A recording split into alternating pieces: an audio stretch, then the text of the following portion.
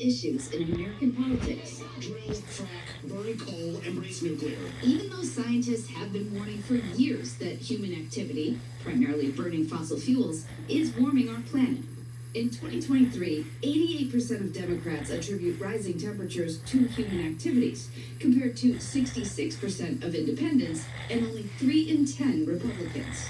But climate change hasn't always been partisan.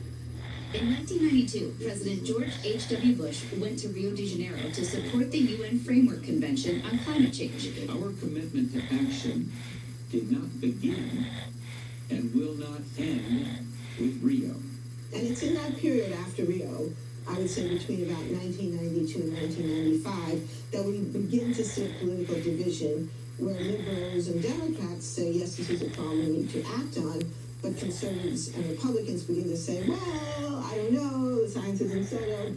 As awareness of global warming grew, the issue began to take center stage in presidential politics. I think that in this 21st century, we will soon see the consequences of what's called global warming.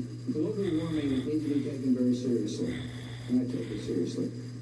But science, there's a lot of differing opinions. George W. is a complicated figure because, like his father... Hello, this is Fattin with Matthew Kreklau, episode 40, News Roulette.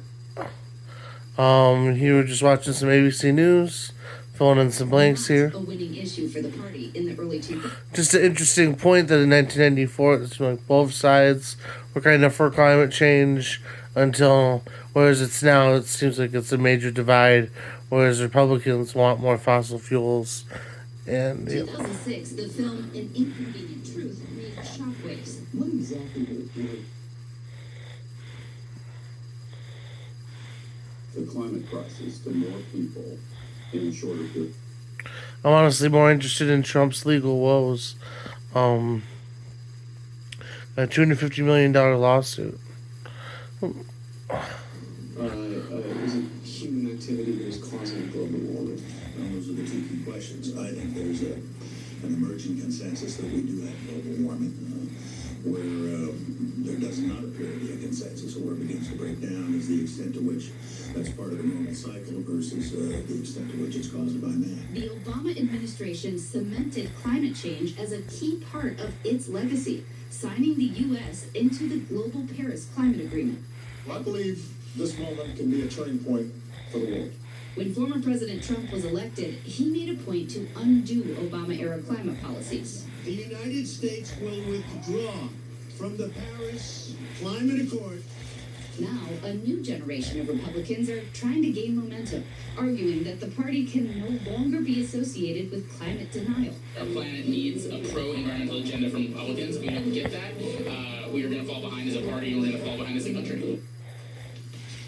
Ginger, thank you. And coming up, the Spanish Soccer Federation taking action after its president forcibly kissed a player, but it wasn't Luis Rubiales who got fired. We've got the details next.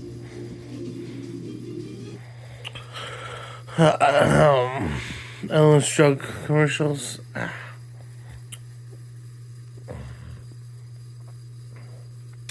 How's everybody doing? It's been a little bit. We've only done 2 episodes this entire summer.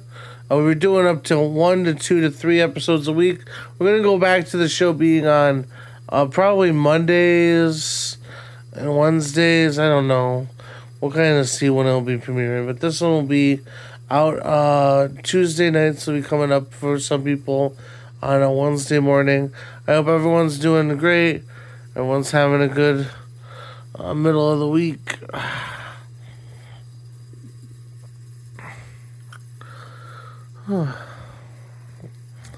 So what a beautiful day it is outside.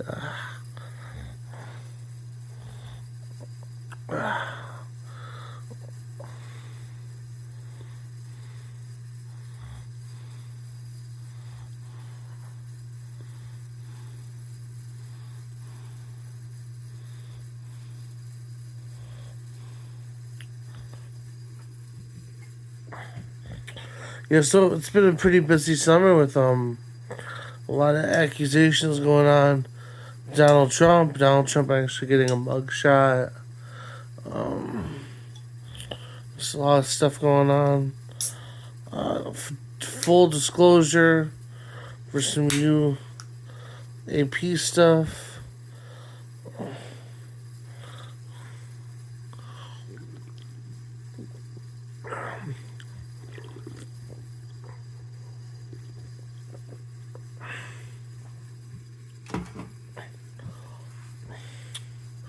Okay, here we go. Texas Attorney General Ken Paxton began today in the state's Senate. The Lone Star State's top lawyer was impeached by the state House of Representatives amid allegations he misused a relationship with a campaign donor and real estate investor. Paxton has denied wrongdoing, calling the impeachment politically motivated and a sham. Spain's World Cup winning women's soccer team has a new coach following the team's kissing scandal. Muzzy Tomei got the top job, making her the first woman to coach the team. She replaces Jorge Vilda, who was fired in the latest fallout over that non-consensual kiss involving Soccer Federation President Luis Rubiales. Rubiales refuses to resign still and is facing multiple investigations. So, would you ride in a taxi if it didn't have a driver? Well, self-driving taxis are already on the road in San Francisco, and our Becky Worley actually hitched a ride to show us what it's like. Passengers in the back, nobody in the front. I tried Waymo and Cruise, the two newly street-legal robo-taxi services in San Francisco. Waymo is first. Ordering one is just like using a rideshare app. My destination, and wait, a car appears without a human anywhere inside. The car navigates the parking lot, a tricky intersection, proceeding on Marina Boulevard. And then, that motorcycle just cut right in front of us and handled it pretty well. Our trip is relatively uneventful. Hey, working. Now the Cruise app. Request ride. Okay. Things start without incident. Then we come to a busy intersection. And as we turn, a man steps into the street, seemingly without looking. Whoa! It was an abrupt stop and jarring for me as a rider. But when we talked to Cruise, they say their cameras were tracking the man the whole time, that he was never in front of the car, and the car acted as it's programmed to, veering left to keep a safe distance. Well, it's pretty interesting that it can, that's, wow, it can really navigate pretty well. Ambulances and police cars. Pretty interesting. And most recently, there was a cruise car that got stuck. That's the future. And San Francisco has asked Cruise to reduce the number of its cars on the streets as they work on the technology. And the rest of my cruise trip is fine. Speed of the car in the neighborhood seems really appropriate. No California stops, a full complete stop every time. Turn signals, always going on. Almost there. We're right. I made it! Both companies focused on safety. Waymo telling ABC News safety is our mission and top priority as we develop and deploy this technology. And Cruise adds, we're proud of our safety record, which encompasses more than 4 million driverless miles in complex urban environments. And Christine Crosby, who's been a rider in Waymo's pilot program, well, she's a fan. The first ride that I took, I definitely did on my own without a kid when there was no driver in there. You took your kids in this thing? I take my kids in this thing all the time. Christine's done more than 150 rides, many with her 6- and 1-year-olds riding with her. A driverless future that may be their reality very soon. All right, wait and see. Becky Worley, thank you so much. And thanks for streaming with us. I'm Kira Phillips for breaking news to all the stories that matter for you. We are here 24/7. You can always find us on Hulu, Roku, the ABC News app, and of course on abcnews.com. The news never stops. We'll be right back. More on the other side.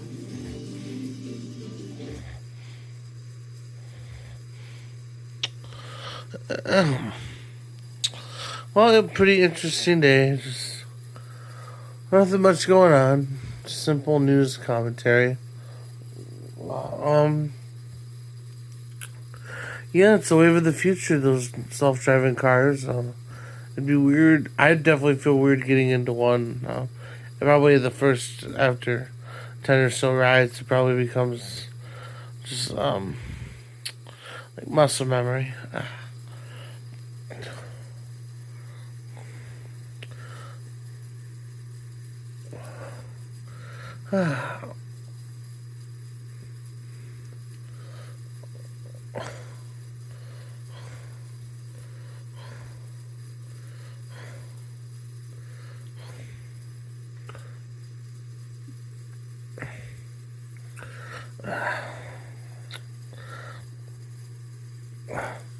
What's your comment? What you think about the next upcoming election? In the comments below. Tell us how you like the show. Do you like the direction that the show's going? We'll have these simple ones where we just talk over the news, and we'll go back to doing some news stories online as well now. Let's see here.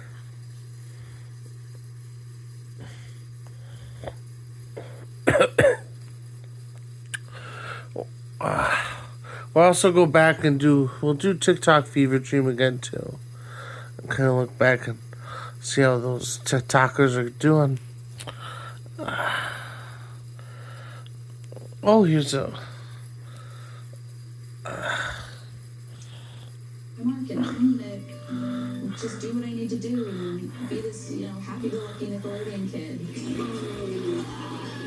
name is Samantha Puckett. I'm from Seattle and I love fried chicken. But inside I was hurting. It was painful. I was angry. I felt unsupported. You pull back the curtain on child stardom. It is not a pretty picture. Not as I see it, no.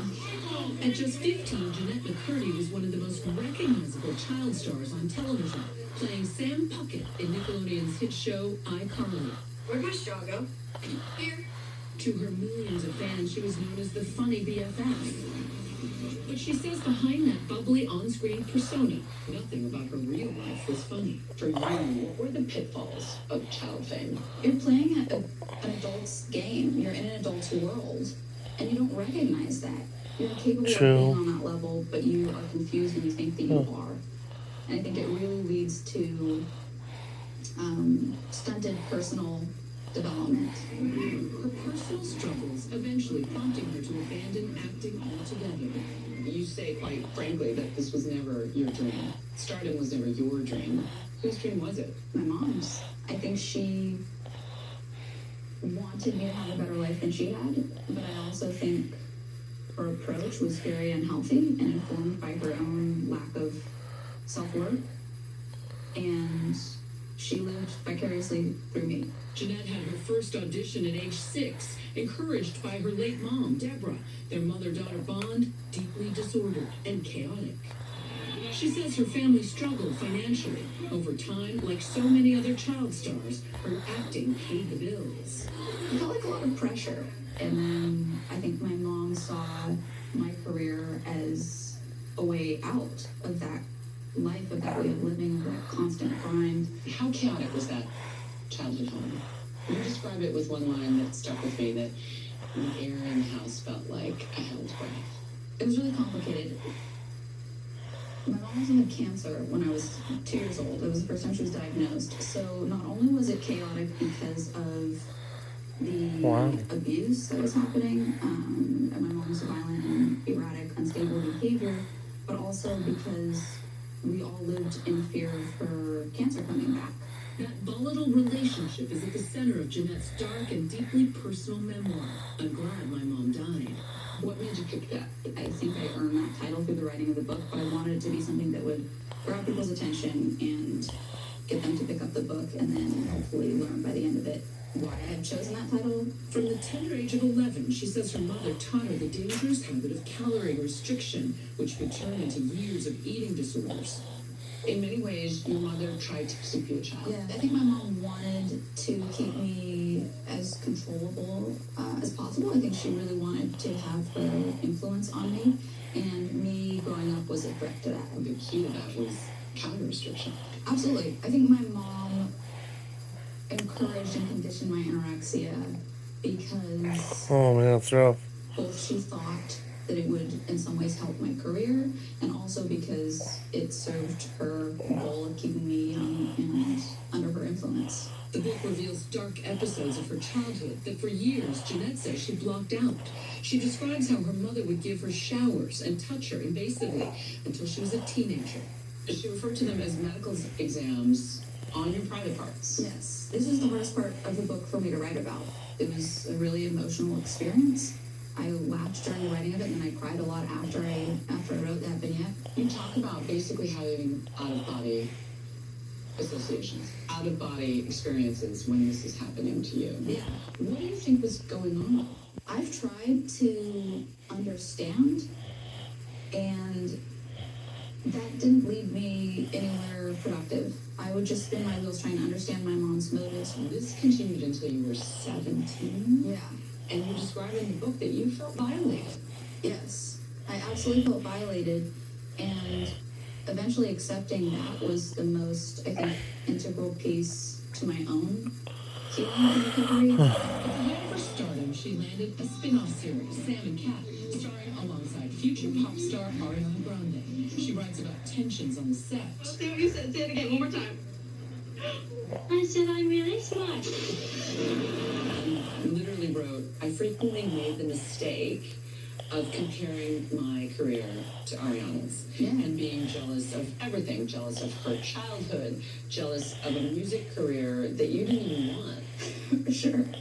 I was jealous specifically that she played charades with Tom Hanks. That's what got me. Charades with Tom Hanks. How dare she? I know. But I was so young at the time, and I think it's really hard to not compare yourself to somebody at that age when you're in an environment around them all the time. So I made that mistake repeatedly, and I'm glad to be in a place now where I wouldn't trade positions with somebody. As the show was airing, her mother died of cancer. Jeanette says her life was spinning out of control, anorexia morphing into bulimia and alcohol abuse. I was never aiming for bulimia. I was attempting to have anorexia, but I couldn't keep it up without my mom. So then that would lead to, I'd starve myself for so long, and then I'd binge, and then I'd purge because I hated the feeling of fullness. Hated it.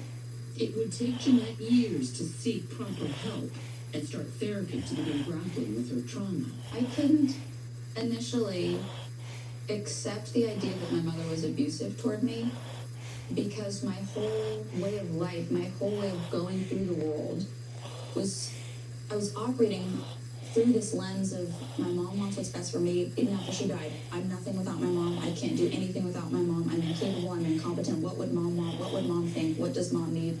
That accepting that she was abusive would have meant reframing my entire life, and that felt impossible.